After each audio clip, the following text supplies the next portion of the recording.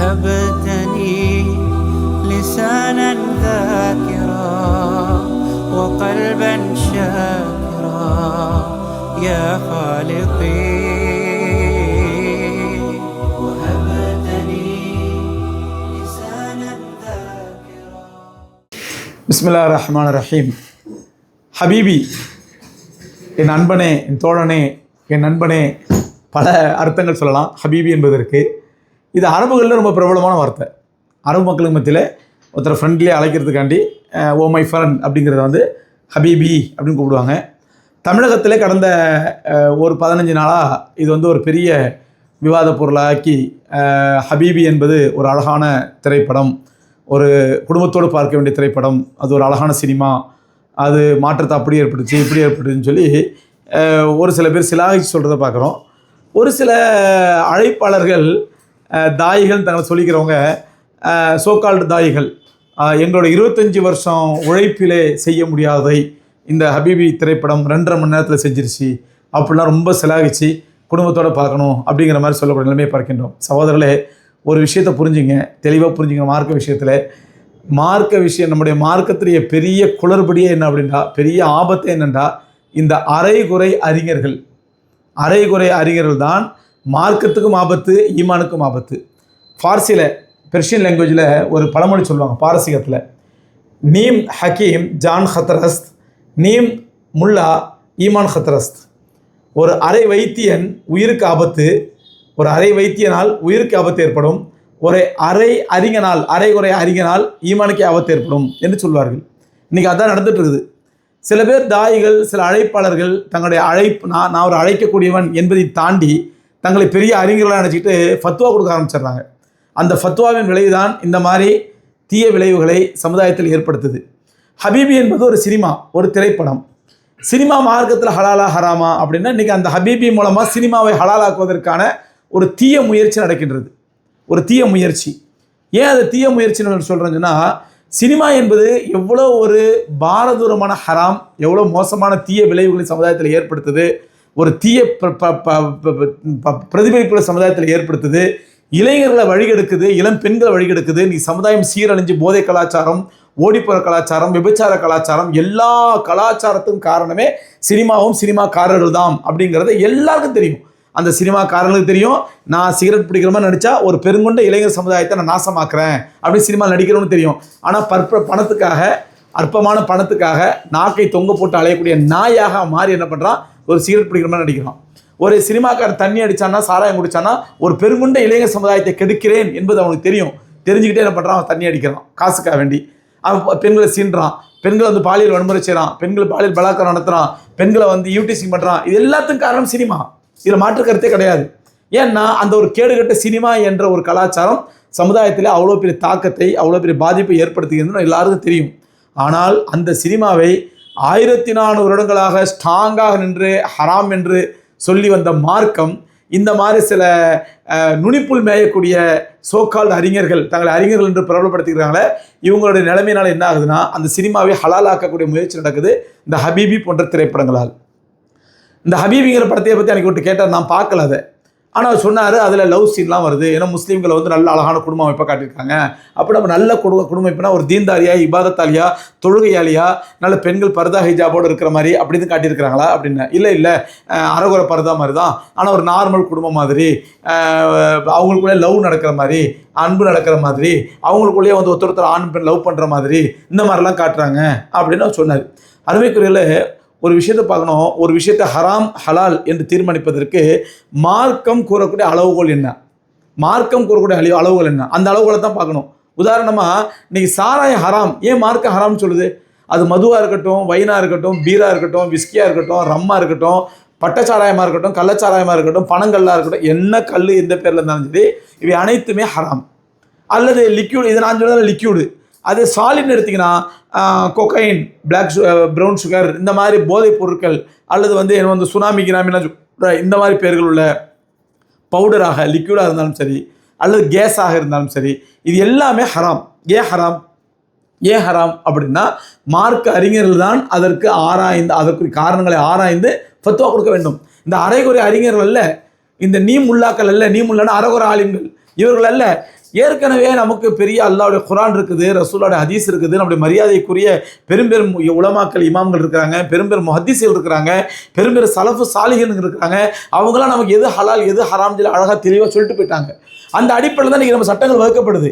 அந்த அடிப்படையில் சாராயம் ஹராம்னா அதில் உள்ள போதைங்கிற தன்மை தான் ஹராம், போதைக்கு ஹராம். அந்த போதை இல்லைண்டா சாராயம் ஹலால். நீங்கள் ஒரு பாட்டிலில் சாராயம் எழுதி ஒட்டி வச்சுட்டீங்க, ஆனால் அது உள்ள ஜூஸ் இருக்குது, ஹராம் இல்லை. அல்லது நீங்கள் ஒரு சாராய பாட்டில் வச்சிங்க, ஒரு சாராயத்தை பிடிச்சி பாட்டில் வைக்கிறீங்க, அது 3 மாதம் 4 மாதம் 3 வருஷம் 5 வருஷம் 10 வருஷம் அப்படியே போட்டிங்க, போக பார்த்தா அதில் சுத்தமாக போதையே இல்லை, அது போதெல்லாம் ஃபுல்லாக இறங்கிடுச்சு அப்படின்னா நீங்கள் சாராயம்னு வச்சுருந்தாலும் சரி, அல்லது சாராயம் அதில் பேர் ஒட்டி வச்சுருந்தாலும் சரி, அதில் போதை தன்மை இல்லை என்றால் அது ஹலால். அது ஹலால். உதாரணம் உங்களுக்கு எக்ஸ்பிளைன் பண்ண சொல்லி, உங்களுக்கு பனங்கல் பனைமரத்துலேருந்து கீரை எடுப்பாங்க, பனங்கல் இது ஹராம். ஏன் அது போதை இருக்குது. அதே பனங்களில் கொஞ்சம் சுண்ணாம்பை கலந்துட்டிங்கன்னா அது பேர் பனஞ்சாறு, பதநீர் 15 உடம்புக்கு ரொம்ப புஷ்டியான ஆரோக்கியமான பானம். அப்போது அதே பனஞ்சாறு தான் சுண்ணாம்பு கலக்கிறதுக்கு முன்னாடி அது பேர் பனங்கல். அந்த பனங்கல் ஹராம். ஏன் அதில் போதை இருக்கிறதுனால. அதே நேரத்தில் அதோட போதைத்தன்மை போயிட்டா அது ஹலால். இன்றைக்கி அரபு நாடுகள் சவுதி அரேபியாலாம் பார்த்தா பீர்னு போட்டிருப்பான், பார்லி பீர் அப்படின்னு போட்டிருப்பான். அது பேர் பீர் தான், அதில் பார்லி இருக்கும், ஆனால் அதில் போதைத்தன்மை இருக்காது, உடம்பு ஆரோக்கியம் தரக்கூடியது, எல்லாரும் வாங்கி குடிப்பாங்க, பெரிய பெரிய ஆளுங்களாம் வாங்கி குடிப்பாங்க. அதை பீர்னு போட்டுருக்குது, பீர்னு போட்டதுனால பீர் ஹராம் ஆகிடாது, பீர்னு பேருனால ஹராம் ஆகிடாது. அதில் உள்ள எதனால ஹராம்? போதைங்கிற தன்மை ஹராம். அப்போ அந்த போதை தான் ஹராமுக்கு காரணன்றோடனே அது லிக்யூடாக இருந்தாலும் ஹராம், அல்லது சாலிடாக இருந்தாலும் ஹராம், பவுடராக இருந்தாலும் ஹராம், கேஸாக இருந்தாலும் ஹராம், எந்த ரூபத்தில் இருந்தாலும் ஹராம். இப்போ இன்னைக்கு புதுசாக ஒரு போதைப் பொருளை கண்டுபிடிக்கிறான், இந்த பொருளை கலந்து சாப்பிட்டா அது ஹலாலான்னு கேட்டால் நம்ம அடுத்த வாரத்தை கேட்போம், அதை ஏன் கலந்து சாப்பிட்றான்? போதைக்காண்டியா? அப்போ ஹராம், முடிஞ்சு போச்சு. அப்போ மார்க்கம் தெளிவாக இருக்குது. இந்த மார்க்க ஃபத்வா கொடுப்பதற்கு ஆழ்ந்த அறிவு வேணும். நுனிப்புள் மேய்ஞ்சிட்டு போகிறதோ இல்லை அரகுர முல்லாக்களோ அரகுர ஆலிம்களாலோ மார்க்க ஃபத்வா கொடுக்க முடியாது. ஆழ்ந்த அறிவு வேணும். அந்த அடிப்படையில் இந்த சினிமா ஏன் ஹராம் அப்படின்னு பார்க்கணும். அதில் ஆபாசம் இருக்குது, ஆம்பளை அவுத்து போட்டு ஆடுறாங்க, அதனால ஹராமா? இல்லை. அதில் ஹராமான மியூசிக் இருக்குது, அதனால ஹராமா? இல்லை. இது சில பேர் அதை பார்த்துட்டு அதில் ஆபாசம் வந்தால் மட்டும்தான் ஹராமே, ஆபாசம் இல்லாமல் ஒரு ஆணும் பெண்ணும் ஒரு காதலாக பழகினால் அது ஹராம் இல்லை. எவன் சொன்னது? உனக்கு ரைட்ஸ் கொடுத்தது யாரு? அல்லாஹ்வுடைய மார்க்கம் தெளிவாக இருக்குது. சினிமா ஹராம் என்பதற்கு அது ஆபாசம் ஹராம் காரணம் அல்ல, அதிலே உள்ள மியூசிக் காரணம் அல்ல, அல்லது அதில் விபச்சாரத்தையும் சாராயத்தையும் காட்டுறான் அது காரணம் அல்ல.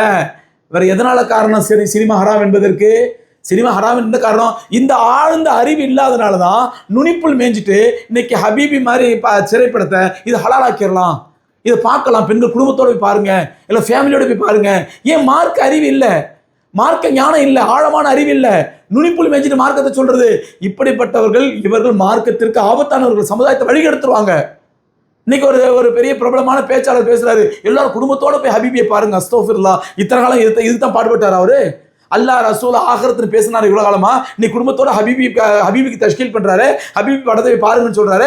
இதுதான் ஒரு மார்க்க அறிவுக்கு அடையாளமா? அல்லாஹ் பிரித்து காட்டுறான் யார் யாரெல்லாம் மடையர்கள் யார் யாரெல்லாம் அறிஞர்கள்னு சொல்லிட்டு. இன்னொரு அறிஞர் பேர் போரில் ஒருத்தருக்காரு, அவர் சொல்றாரு குர்ஆன்ல ஹதீஸ் ஆதாரம் இருக்கிறது, இப்ராஹிம் அலைஹிஸ்ஸலாம் நடித்தார்கள், யூசுப் அலைஹிஸ்ஸலாம் நடித்தார்கள், லா ஹவ்ல வலா குவத்த இல்லா பில்லாஹ். குர்ஆன்ல ஆதாரம் காட்டுறான் ஹபீபியை ஹலாலாக்கிறதுக்கு. எவ்வளோ பெரிய அநியாயம்! ஹராம் என்பதற்கு காரணம் அதில் ஆபாசம் இருக்குதுங்கிறதுக்காண்டியோ, மியூசிக் இருக்குதுங்கிறதுக்காண்டியோ, அதில் வட்டிக்கு பணம் வாங்கி தான் சினிமாவை எடுக்கிறான் அப்படிங்கிறதுக்காண்டியோ, இதெல்லாம் அடுத்தடுத்த ஹராம்கள். பேசிக் சினிமா ஹராம் என்பதற்கு என்ன தெரியுமா காரணம்? இஸ்லாத்தினுடைய ஆணிவேர், அடிப்படை, அஸ்திவாரமே உண்மை, சத்தியம். இதுதான் இஸ்லாத்தினுடைய அடிப்படை. இஸ்லாத்தை பொறுத்தவரை உண்மைக்கு தான் மரியாதை, உண்மைக்கு தான் முக்கியத்துவம், உண்மை மட்டும்தான் எல்லாமே. அதனுடைய கபருடைய வாழ்க்கையிலிருந்து ஆகிரத்து வாழ்க்கை வரைக்கும் அத்தனையும் சத்தியம், உண்மை. உண்மையை மட்டும்தான் இஸ்லாம் பேசும். குர்ஆன்ல பல இடங்கள் அல்லாஹ் சொல்றான் பாருங்க, நபிமார்களை பற்றி அவர்கள் உண்மைப்படுத்துபவர்கள், அவர்கள் உண்மையாளர்கள். ஏன் நம்ம ரசூலுல்லாஹி ஸல்லல்லாஹு அலைஹி வஸல்லத்துக்கு கடைசி வரைக்கும் மக்கத்து குஃபார்கள் வச்சிருந்த பேர் என்ன? சாதிகுல் அமீன், உண்மையாளர், உண்மையை பேசுறவர். ஏன் ரசூலா தேர்ந்தெடுத்தான் அல்லாஹ் நபியாக? அவர்கள் நபியாக ஆக்கப்படுவதற்கு முன்பாக கூட விளையாட்டுக்கு கூட அவர்கள் கற்பனை செய்ய சொன்னது கிடையாது, வடிவமைத்து ஃபேப்ரிகேட் பண்ணி எதையும் சொன்னது கிடையாது. அவங்க இந்த கற்பனை பொய்யான செய்தி சொன்னது கிடையாது மக்கள்கிட்ட. அவங்க நபியாக ஆக்கப்படுவதற்கு முன்பு கூட உண்மையாளர்களாகவே இருந்தால் உண்மையாளர் போற்றப்பட்டார்கள். ஏனென்றால் இஸ்லாத்தினுடைய அடிப்படையே சத்தியம், உண்மை. சினிமாவினுடைய அடிப்படையே கற்பனை, பொய். எப்படி இருந்து ஒன்றாகும்? சினிமாவுடைய அடிப்படையே கற்பனைங்க. அதில் ஆபாசமே இல்லை, சினிமாவில் ஆபாசமே இல்லை, சினிமாவில் விபச்சாரம் காட்டல, சினிமாவில் வந்து சாராயத்தை காட்டல, சினிமாவில் வந்து மியூசிக் இல்லை, அது சினிமாவில் எந்த ஹராமே இல்லை, ஆனால் பியூர் படமாக எடுக்கலாம் அப்படின்றாலும் அதுவும் நடிப்பு தானே, அதுவும் நடிப்பு தானே. நடிப்புங்கிறதுக்காக வேண்டி அதில் பியூர் படமாக இருக்கிறதுக்காண்டி தங்க ஊசிங்கிறதுக்காண்டி கண்ணுத்தி குத்திக்க முடியுமா? ஊசி தானே, தங்கத்தில் இருக்குதுங்க, அதனால கொஞ்சம் கண்ணிலையும் குத்திக்கங்க எடுத்து குத்த முடியுமா? தங்கத்தில் இருக்கிறது தகரத்தில் இருக்கிறதுங்க, ஊசி தானே. அருமைக்குரியவர்களே, சினிமாவுடைய அடிப்படையே கற்பனை இல்லைடாங்க, சினிமா இல்லை. என்ன சில படம் சொல்லலாம், இது உண்மை சம்பவத்தை தழுவி எடுக்கப்பட்டது, உண்மை சம்பவம் அல்ல. அப்ப அந்த அடிப்படையில் சினிமா என்பதே அது வந்து கற்பனை என்பதனால், நடிப்பு என்பதனால். உதாரணமா எனக்கு ஒரு அநியாயம் பண்ணிட்டான், நானே அதை சொல்றேன், எனக்கு இப்படி அநியாயம் பண்ணிட்டான், இப்படி பண்ணான், என்னை இப்படி அடிச்சான், என்னை உதைச்சான், என்னை திட்டினான், என்னை வந்து ரவுடியை வச்சு மிரட்டினான், இப்படிலாம் பண்ணான், என்னை ஜெயிலோட சித்திரவதை பண்ணான் அப்படின்னு எனக்கு நடந்ததை நான் சொல்லும் பொழுதுதான் உண்மை. எனக்கு நடந்த விஷயத்தை இன்னொருத்தர் நடித்து காட்டினால் அது நடிப்பு. எனக்கு நடந்ததை இன்னொருத்தர் உண்மையாவே இருக்கட்டும், பியூர் உண்மையா சொல்றாரு, அக்பாருக்கு உண்மையா சொல்றாரு, ISI முத்திரையோட உண்மையா சொல்றாரு, ஆனால் நடிச்சு காட்டுறாரு, நடிப்பது. அருமைக்குரியவர்களே, இஸ்லாத்தில் சினிமா ஹராம் என்பது ஏனென்றால் அது கற்பனை என்பதனால். இஸ்லாத்தில் கற்பனை கிடையாது. குர்ஆன்ல பல இடங்கள் அல்லாஹ் சொல்றான், சுப்ஹானல்லாஹு அம்மா யசிஃபூன், சுப்ஹானல்லாஹு அம்மா தசிஃபூன். அவர்கள் கற்பனை செய்யக்கூடிய கற்பனைகளை விட்டும் அல்லாஹ் பரிசுத்தமானவன். ஏன் அல்லாஹ் உருவம் கிடையாது? ஏன் அல்லாஹ் வித்தியாசம்? இன்னைக்கு மனிதர்கள் கடவுளுக்கு அவன் கற்பனைக்கு ஏற்ற மாதிரி ஒரு உருவம் வச்சுக்கிறான். எதுக்கு என்ன காரணம் சொல்றான்? எனக்கு ஒரு உருவம் வச்சுக்கிட்டாதான் நான் கடவுள் என்ன பார்த்துருக்கான் நம்பிக்கை வரும். நல்ல இடத்துல வச்சுக்கிறான், அது இஸ்லாம் அனுமதிக்கிறது இல்லை. ஏன்? அது கற்பனை. அல்லாஹ் எந்த ரூபத்தில், எவ்வளவு அழகான ரூபத்தில் உருவம் வைத்தாலும் அது கற்பனை. இஸ்லாத்தில் கற்பனைக்கு இடம் இல்லை. சினிமா என்பது அடிப்படையே கற்பனை. அப்போ அந்த கற்பனைங்கனால சினிமா ஹராமே தவிர அதில் ஆபாசம் இருக்குதுங்கிறதுக்காண்டியோ, விபச்சாரம் இருக்குதுங்கிறதுக்காண்டியோ, அசிங்கம் இருக்குதுங்கிறதுக்காண்டியோ, அல்லது வந்து வட்டிக்கு வாங்கி சினிமா எடுக்கிறாங்கிறதுனாலையோ, அல்லது வந்து அதில் வந்து மியூசிக் இருக்கிறதுனாலையோ இதுவல்ல காரணம். இந்த ஆழமான கருத்துக்களை புரியாமல் நுனிப்புள் மேய்ஞ்சிட்டு ஹபீபி படத்தை எல்லாருமே பாருங்க.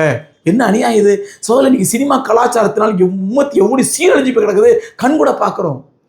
சினிமா கலாச்சாரத்தினால் எவ்வளோ சீரழிஞ்சு போய் கிடக்குது, கண்கூட பார்க்குறோம். இன்னைக்கு இதில் இன்னொரு வாதம் ஒன்று வைப்பாங்க.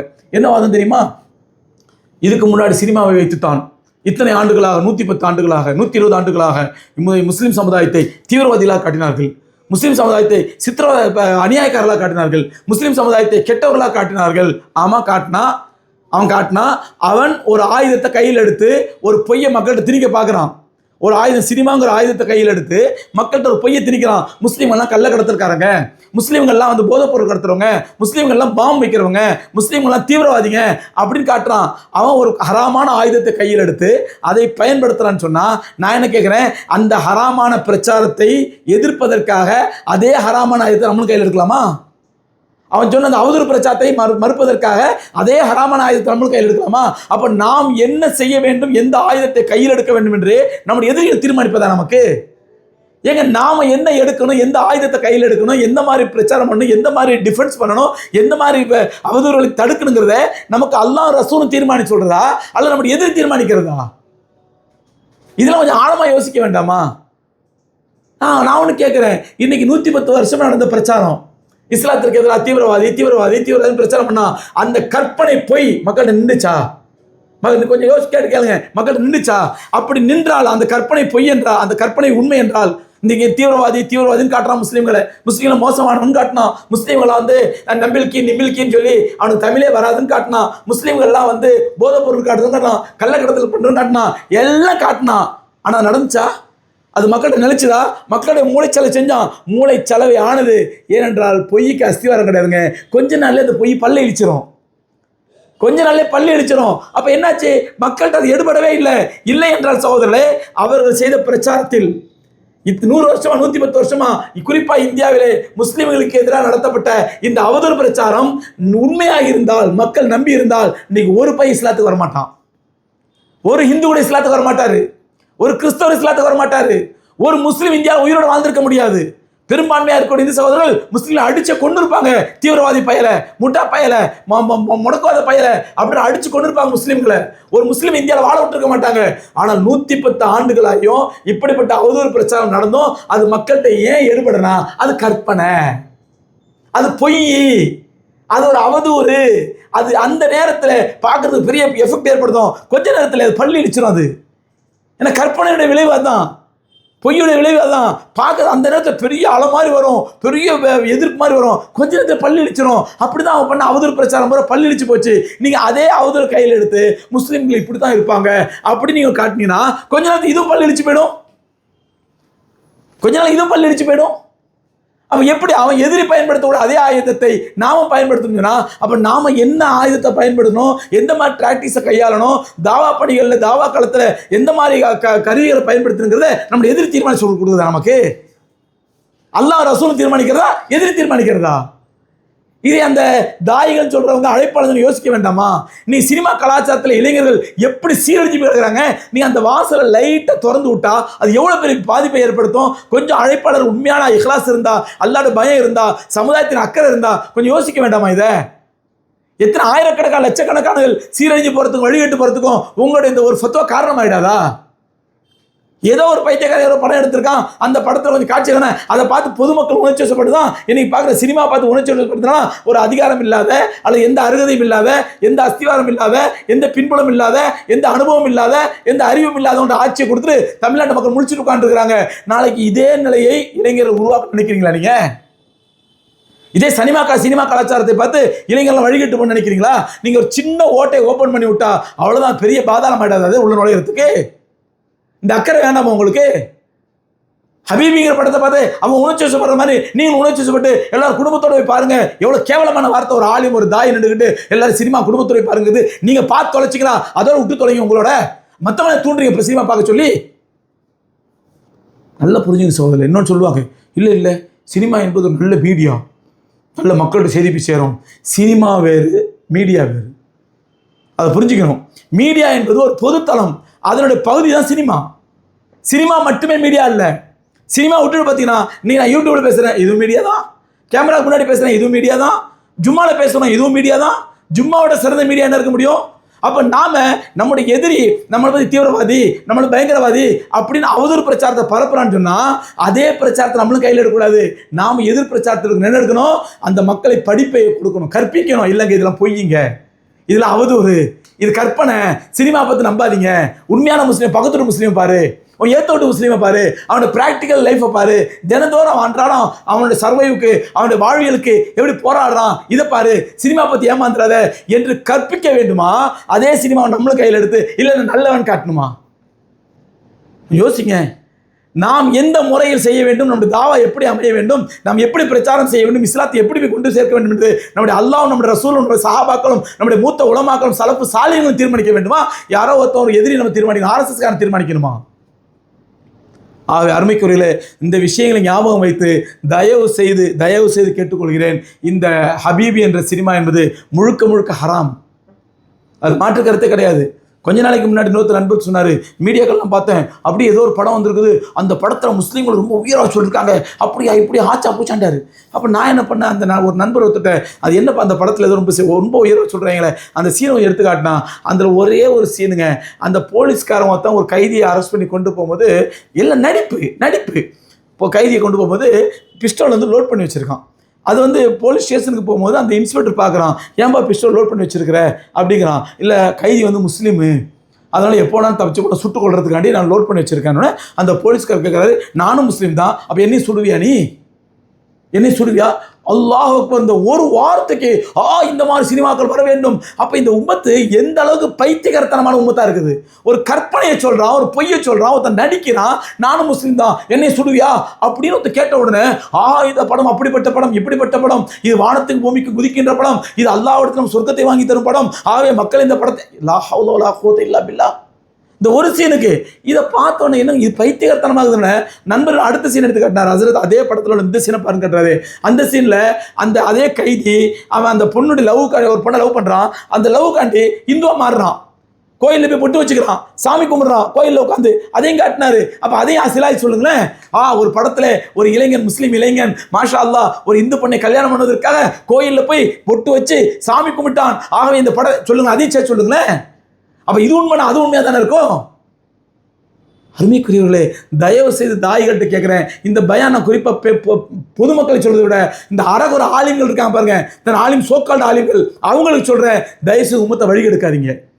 அழைப்பு பணிங்கிறத உம்மத்தை வழிகெடுக்காதீங்க. பொதுமக்களே, இந்த மாதிரி அரைகுறை ஆலிம்கள்கிட்ட கவனமாக இருங்க, உஷாராக இருங்க. நான் ஆரம்பத்தில் சொன்ன அதே பழமொழி மறுபடியும் சொல்கிறேன். அல்லாஹ் குர்ஆனில் தெளிவாக சொல்கிறான், எஸ் அலூனக அனில் ஹம்ரி வல் மைசிர். மக்களே, நபியே உங்களிடத்தில் சூதாட்டத்தை பற்றியும் சாராயத்தை பற்றியும் கேள்வி கேட்கிறார்கள். ஓ இஸ்முஹுமா கபீர் குல் ஃபீஹிமா இஸ்முன் கபீர். அல்லாஹ் சொன்னான், குல் நபியே நீ பதில் சொல்லுங்க, என்ன சொல்லுங்க? ஃபீஹிமா இஸ்முன் கபீர், அதிலே பெரிய பாவம் இருக்குது, இதில் சாராயத்தில். அதே நேரத்தில் ஒமனாஃபியுல் இன்னாஸ், மக்களுக்கு நிறைய நன்மை இருக்குது. அல்லாஹ் சொல்ல அளவுகளை பாருங்க. ஒரு பொருளை ஹராமா ஹலாலா என்பதற்கு அல்லாஹ் பயன்படுத்தக்கூடிய அளவுகளை பாருங்க. இதுதானே நமக்கு அளவுகோல். அல்லாஹ் தெரியா சொல்றான். சாராயத்தை பற்றி கேட்குறாங்க. ஏன்னா உமர் ரலியல்லாஹு அன்ஹு ரசூலுல்லாஹ் சொன்னாங்க, யார் ரசூலுல்லாஹ் இந்த சாராயத்தை பற்றி ஒரு தெளிவாக ஒரு விளக்கம் சொல்லுங்க, இப்போ குடிக்கலாமா வேணாமா, குழப்பமா இருக்குது எங்களுக்கு அப்படின்னோடனே அவங்களே அல்லாஹ்ட்ட துவா கேட்குறாங்க, அல்லாஹும்ம பய்யின் லனா ஃபில் ஹம்ரி பயானன் ஷாஃபியா, யா அல்லாஹ் எங்களுக்கு சாராயத்தை விஷயத்தை தெளிவான விளக்கத்தை கூட அல்ல அப்படின்னோடனே அல்லாஹ் ஆயத்தை இறக்குறான். எப்படி சொல்றான்? தெளிவாக சொல்றான். ஹராம்னு சொன்னால் அடுத்த வாரத்தை முடிஞ்சிருக்கும். உங்க மேல் சாரா ஹராமாக்கப்பட்டுடுச்சு அப்படின்னா அதோட முடிஞ்சிருக்க மேட்டர், யாரும் ஏற்று கேள்வி கேட்க போறதில்ல. ஆனால் அல்லாஹ் ரப்பல் ஆலமீன் கியாமத் நாள் வரை இந்த உம்மத்து ஹராம் ஹலாலை எப்படி தீர்மானிக்க வேண்டும் என்று அல்லாஹ் வழிகாட்டுகின்றான். எப்படி வழிகாட்டுறான்? குல் ஃபீஹிமா இஸ்முன் கபீர், அதில் பெரிய பாவம் இருக்குது. மனாஃபியுல் இன்னாஸ், மக்கள் நன்மை இருக்குது. சினிமா மாதிரிங்க, சினிமாங்கிறது பெரிய பாவம். சினிமா கலாச்சாரமே சீரழிக்கும் கலாச்சாரம், அதில் மாற்று கருத்தே இல்லை. அதில் உங்களை மாதிரி இந்த ஹபீபி மாதிரி ஒன்று ரெண்டு நன்மைகள் இருக்கலாம். அல்லாஹ் சொல்கிறான், எப்படி தீர்மானிக்கணும்? சில நல்லது இருக்குத்தானே செய்யுது, எப்படி தீர்மானிக்கணும்? குல் இஸ்முஹுமா அக்பர் மின் நஃபாயிமா. அல்லாஹ் அக்பர், இதை விட தெளிவாக என்னங்க வேணும்? இஸ்முஹுமா அக்பர் மின் நஃபாயிமா, அதிலே உள்ள நன்மைகளை விட தீமைகள் தான் அதிகம். தெளிவாக சொல்லிட்டான் அல்லாஹ். இப்போ சொல்லுங்க, சினிமாவில் ஒரு ஹபீபி வரலாம், ஒரு கபீபி வரலாம், ஒரு குபீபி வரலாம், என்ன வேணா வந்துட்டு போட்டோம், 1-2 படம் விரல் விட்டு என்னுடைய படம். ஆனால் ஒவ்வொரு மூமின் மனசாட்சியை தொட்டு சொல்ல வேண்டும். அந்த தாய் சொன்னாரு, இந்த அழைப்பாளர் சொன்னாரு, இந்த சோக்கால்டு அறிஞர் சொன்னாரு, குப்பையில தூக்கி போடுங்க. உங்க மனசாட்சி படி சொல்லுங்க, சினிமாவில் நன்மை அதிகமா தீமை அதிகமா? தீர்மானிங்கள். நன்மை அதிகமா தீமை அதிகமா? தீர்மானிங்க. ஆகவே அருமைக்குரியவர்களே, இந்த ஹபீபி என்ற திருமணம், இந்த ஹபீபி என்ற இந்த திரைப்படம் மக்களை வழிகெடுக்கக்கூடிய திரைப்படம், இஸ்லாமிய சமுதாயத்தை வழிகெடுக்கக்கூடிய படம், முஸ்லீமோட ஈமானை பாழாக்கக்கூடிய படம். இதில் எந்த அறிஞர் சொன்னாலும் அல்லாஹ்ட தௌபா செய்யுங்க, அல்லாஹ்ட மன்னிப்பு கேளுங்க. நீங்கள் சொன்ன வார்த்தைக்கு நான் சொல்கிற அல்லாஹ் விளக்கத்தை உங்களை விளங்க வச்சானா பகிரங்கமாக மக்கள்கிட்ட மன்னிப்பு கேளுங்க. அல்லாஹ் ரப்பல் ஆலமீன் விளங்கக்கூடிய பாக்கி தருவானாக. இந்த மாதிரி குழப்பங்களை விட்டு, இந்த மாதிரி ஃபித்னாகளை விட்டு பாதுகாத்து உண்மையான தீனுல் இஸ்லாத்தை பின்பற்றி கண்மணி நாயகம் ரசூலை கரீம் ஸல்லல்லாஹு அலைஹி வஸல்லம் சுன்னத்துகளை ஹயாத்தாக்கி நம்முடைய பிள்ளைகளுடைய ஈமானையும் கற்பையும் அல்லாஹ் பாதுகாத்து சொர்க்கத்திலே மர்மை நாயகம் கண்மணி நாயகம் ஸல்லல்லாஹு அலைஹி வஸல்லம் அவர்களோடு சேர்ந்து அவருடைய ஷஃபாத்துக்கு தகுதியாகி அவர்களோடு சேர்ந்து ஜன்னத்துல் ஃபிர்தௌஸில் பிரவேசிக்கக்கூடிய பாக்கியை தந்தருள்வானாக. வாஹிர் தாவானா அல்ஹம்துலில்லாஹி ரப்பில் ஆலமீன். அஸ்ஸலாமு அலைக்கும் வரஹ்மத்துல்லாஹி வபரகாத்துஹு. பிஸ்மில்லாஹிர் ரஹ்மானிர் ரஹீம். அன்பார்ந்த சகோதரர்களே, அஸ்ஸலாமு அலைக்கும் வரஹ்மத்துல்லாஹி வபரகாத்துஹு. கடந்த 25 ஆண்டுகளாக அல்ஹம்துலில்லாஹ் சமுதாயத்தினுடைய கல்வி மேம்பாட்டுக்காக பாடுபட்டு உழைத்து வரக்கூடிய உங்களுடைய இல்மி ட்ரஸ்ட் அல்ஹம்துலில்லாஹ் ஜாமியா தாருல் இல்மி என்ற பெயரில் முட்டுக்காடில் மார்க்க கல்வியும் உலக கல்வியும் ஒன்றாக இணைந்ததாக ஆலிம் ப்ளஸ் அட்வொகேட் கோர்ஸ் நடத்திட்டு இருக்கிறோம். அது நிறைய மாணவர்கள் மாஷால்லா சேர்ந்துட்டு இருக்காங்க. இன்னும் சில வேக்கன்ட் இருக்குது, கொஞ்சம் சீக்கிரம் தொடர்பு கொள்ளுங்க. 10th முடித்த மாணவர்கள் அல்லது 12th முடித்த மாணவர்கள் ஆலிம் ப்ளஸ் அட்வொகேட்டு அல்லது ஆலிம் ப்ளஸ் பிஏ அரபிக்கு அல்லது ஆலிம் ப்ளஸ் டிஃபார்ம் அல்லது ஆலிம் ப்ளஸ் பிஎட் அப்படிங்கிற மாதிரி எல்லா கோர்ஸும் வச்சுருக்கோம். ஆலிமுக்கு தொடர் விருப்பம் உள்ளவர்கள் உடனே தொடர்பு கொள்ளுங்க சில கீழ்கொண்ட நம்பரில். ரெண்டாவது முக்கியமான விஷயம் என்ன அப்படின்னா, ஆலிம் அல்லாமல் எனக்கு ஆலிம் படிக்க விரும்பலை, அதனால் நான் அட்வொகேட் ஆகணும்னு நினைக்கிறேன் அப்படின்னு வச்சிங்கன்னா சகோதரர்களே, உங்களை கரம் தாழ்த்தி வரவேற்க இல்மி ட்ரஸ்ட் தயாராக இருக்குது. பெங்களூர் அல்லமின் லா காலேஜோடு இணைந்து நாங்கள் 12th முடித்த மாணவர்களுக்கு 5 வருஷம் லா கோர்ஸு, டிகிரி முடித்த மாணவர்களுக்கு 3 வருஷம் லா கோர்ஸு நாங்கள் பெங்களூர் அல்லமின் காலேஜ் விட்டோம். அங்கே ஃபுட் அகாமடேஷனோட ஹாஸ்டல் வசதியோட ஃபுட்டோட காலேஜ் ஃபீஸ் எல்லாம் சேர்த்து நீங்கள் வரக்கூடிய அத்தனை மாணவர்களுக்கும் இல்மியில் பதிவு பண்ணக்கூடிய அத்தனை மாணவர்களுக்கும் நீங்கள் ஆலிம் கோர்ஸ் ஓத விரும்பல, மதரசாவில் ஓத விரும்பலன்னா 12th படித்தவங்களும் காலேஜ் டிகிரி முடித்தவங்களும் உடனே எங்களை தொடர்பு கொள்ளுங்க. 12th முடிச்சிருந்தா 5 வருஷம், காலேஜ் முடிச்சிருந்தா 3 வருஷம் இவங்களுக்கு. அங்கே பெங்களூர் அல்லமின் லா காலேஜில் அவங்களுக்கு எஜுகேஷனோட சேர்த்து ஹாஸ்டலோட சேர்த்து அதே மாதிரி இப்போ ஃபுட்டோட சேர்த்து நாங்கள் எல்லா செலவுலையும் 50% இல்மி ட்ரஸ்ட் உங்களுக்காக ஸ்காலர்ஷிப் வழங்க தயாராக இருக்கிறது. இன்னும் தகுதியான மாணவர்கள், நல்ல திறமையான மாணவங்க, அதே நேரத்தில் வந்து ரொம்ப கஷ்டப்பட்ட மாணவர்களா, இன்ஷா அல்லாஹ் 100% ஸ்காலர்ஷிப் கொடுக்க இல்மி ட்ரஸ்ட் தயாராக இருக்கிறது. நம்முடைய ஒரே நோக்கம், நம்முடைய சமுதாயம் கல்வியில் மேம்பாடு அடைய வேண்டும், இந்த உம்மத்திற்கு சேவை செய்ய வேண்டும். வருங்காலத்திலே சமுதாயத்திற்கு நிறைய அட்வொகேட் தேவைப்படுறாங்க, நிறைய லாயர்ஸ் தேவைப்படுறாங்க. அதனால சகோதரர்களே, அட்வொகேட் படிங்க, லாயர் படிங்க. இன்ஷா அல்லாஹ் உங்கள் படிப்பு செலவை 50% ஹாஸ்டல் முதல் கொண்டு, ஃபுட்டு முதல் கொண்டு, எஜுகேஷன் முதல் கொண்டு அத்தனையிலும் 50% செலவை இன்ஷா அல்லாஹ் நாங்கள் ஏற்றுக்கிறோம், இல்மி ட்ரஸ்ட் ஏற்றுக்கிறோம். அதே தகுதியுள்ள பிள்ளைங்க, நல்ல திறமையான மார்க் எடுத்துருக்காங்க, அதே நேரத்தில் ரொம்ப ஏழை பிள்ளைங்க, அவங்களுக்கு வந்து கஷ்டப்படுறாங்கன்னா அவங்க 100% ஸ்காலர்ஷிப் பொறுப்பு எடுத்துக்கிறோம். அதே மாதிரி 12th யாராவது பயாலஜி குரூப் எடுத்து, ஃபஸ்ட்டு குரூப் எடுத்து பயாலஜி குரூப் எடுத்து அவங்க நல்ல மார்க் வரல, அவங்க நீட்டுக்கோ இல்லை மற்றதுக்கோ படிக்க முடியலன்னா இன்ஷா அல்லாஹ் எந்த மார்க் இருந்தாலும் பரவாயில்ல, பாஸ் ஆகிருந்தால் போதும், எங்களை தொடர்பு கொள்ளுங்க. நாங்கள் உங்களுக்கு பெங்களூர் அல்லமீன் காலேஜில் வச்சு டிஃபார்ம் கோர்ஸ் வரும், நீங்கள் வச்சு இன்ஷா அல்லாஹ் மெடிக்கல் ஷாப் படிக்க வைக்கலாம், தொழிலதிபர் ஆகலாம். டிஃபார்மோ பிஃபார்மோ உங்களுக்கு கொடுக்க தயாராக இருக்கிறோம். அதுக்கும் இன்ஷா அல்லாஹ் நாங்கள் 50% ஸ்காலர்ஷிப் தான் தயாராக இருக்கிறோம். உடனே கீழ்கண்ட நம்பரில் தொடர்பு கொள்ளுங்க. இந்த சலுகை, இந்த வாய்ப்பு இன்ஷா அல்லாஹ் ஜூன் 25 வரை மட்டும்தான். உடனே தொடர்பு கொள்ளுங்க. அஸ்ஸலாமு அலைக்கும்.